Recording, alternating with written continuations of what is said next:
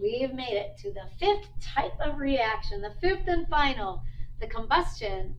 Combustions are chemical changes in which there's something reacting with oxygen. Often it's something burning in the presence of oxygen. So these reactions are typically pretty exothermic in that they produce lots of heat energy.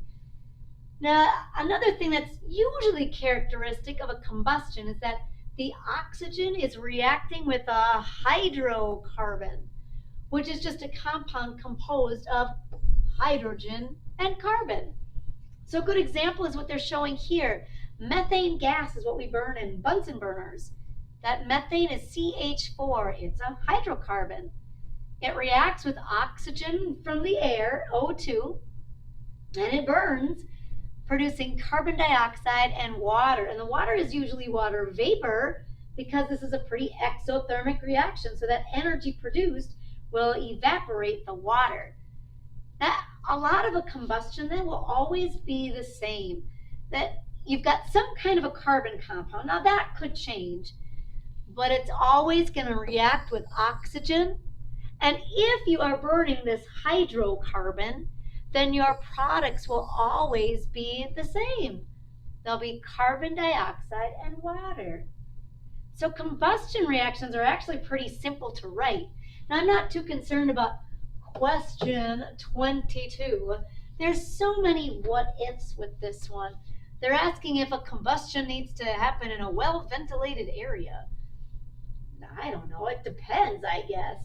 And technically, if you're producing carbon dioxide and water vapor, those are pretty harmless products that are just naturally present in the air. So no, the products themselves aren't harmful or toxic, but now if I'm burning a large sample of something, then yeah, maybe I'd want to do it in a fume hood just so that it's a little bit more of a controlled environment. If there's something that's producing a lot of heat, then yeah, maybe I'd do it in a fume hood just for safety reasons. But the products themselves, carbon dioxide and water, are in the air that we breathe. Instead, let's look at writing some combustions. So here's an example where there's an alcohol lamp that contains ethanol as its fuel.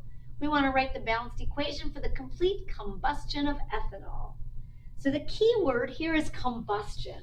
When you see that there's a combustion of something, it'll be that reactant. Here it's the ethanol, C2H6O2. And the rest of the reaction is always the same. Combustion means that that carbon compound is going to burn or react with oxygen in the air, diatomic O2, and will produce carbon dioxide and water. Then we just have to balance it. So depending on the identity of the original carbon compound, they might balance a little bit differently, but realistically, like 75% of a combustion reaction is always the same. It's just that carbon compound reacting with oxygen to produce carbon dioxide and water.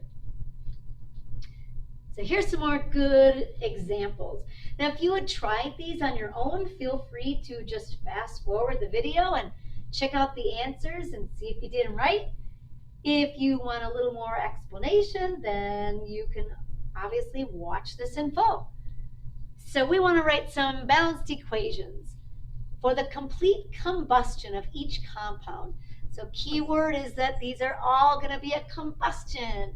So all I got to do is take my carbon compound, CH2O, and then react it with O2, diatomic oxygen, and produce carbon dioxide and water. So the products are actually pretty simple. It's a lot less work than some of those single replacement, double replacements where you got to follow all these rules and write all these formulas.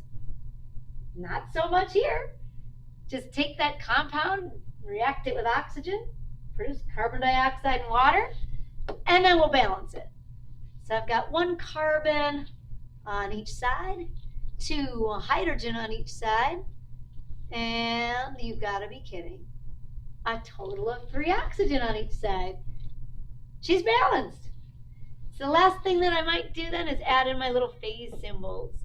Formaldehyde is a gas, Oxygen's a gas. Carbon dioxide is a gas. And usually the water is a gas. Again, because something is burning, so there's energy released, and that energy will usually evaporate the water. Well, that's not so bad, right? Here's a couple more. Heptane is C7H16.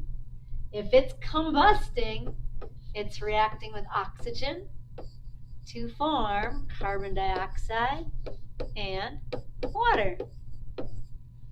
Look at that. 75% of the reaction is always the same. You don't have to find charges or any of that stuff. Now they're going to balance a little bit differently because I've got a different number of carbon and hydrogen, but that's the easy part. So I need 7 carbon, 16 hydrogen. Yikes. 8 times 2 is 16. Now I've got 7 times 2. There's 14 oxygen plus 8 more. 14 and 8 gives me 22 oxygen. It might look a little weird, but I can give you 22 oxygen. 11 times 2. And there it is. My heptane is a liquid. My oxygen is a gas. My carbon dioxide is a gas. And the water is probably a gas. Wow, not bad. Not bad at all. Let's try the benzene. C6H6 reacts with oxygen to produce carbon dioxide and water. Alrighty, here we go. Let's balance. 6 carbon. All right, 6 carbon. Gosh, these are so easy. 6 hydrogen. All right, well, 3 times 2 is 6. On the reactant side, I've got the 2 oxygen. On the product side, I've got 6 times 2 for 12. 12 and 3 for 15. Oh, wait a second. How are we going to do this? How are we going to get 15 oxygen from an O2? Whatever I put in front of that O2, it's only going to give me even numbers of oxygen. So here's one of these tricks to try. Every now and then this will happen where one side's going to be even, one side's going to be odd. Well, I got to make that an even number of oxygen on the product side. Because again, I can't get an odd number on the reactant side. So the trick to try, find the number, the coefficient that's giving you the odd number. It's that 3 by water. The 3 by water is giving me 3 oxygen. That's what's making it odd. So take that 3 and double it. Find your oddball and double it. Now I totally get that's going to screw up everything else, but maybe in the end it'll kind of work itself out. So I'm going to have 6 times 2 for 12 hydrogen. Okay, well, 2 times 6 is 12. That also gives me 12 carbon. Whoa. Okay, yeah, I guess 12 carbon?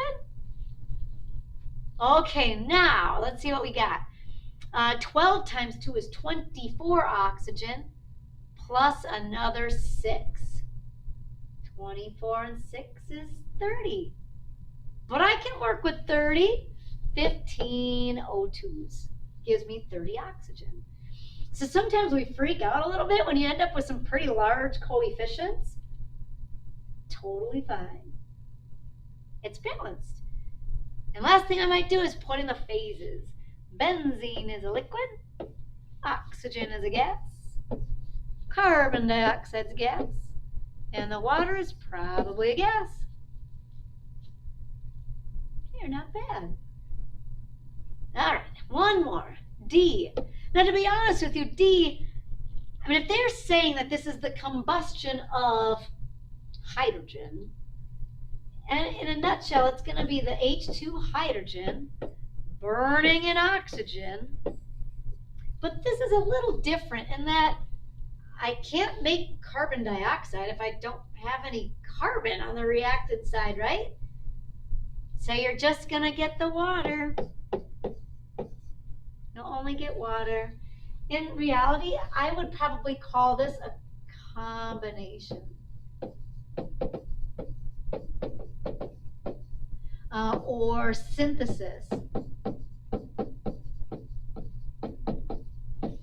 Or it's like two elements that are joining to make a compound. You could totally call this synthesis or combination. Now, you could kind of also classify it as combustion because something is burning in oxygen. It's just not kind of your classic combustion that would form carbon dioxide in water. But I can balance it. Oh, let's see here. I have 2 hydrogen on each side. I need 2 oxygen. Oh, but now I have 4 hydrogen. And then I think I'm good.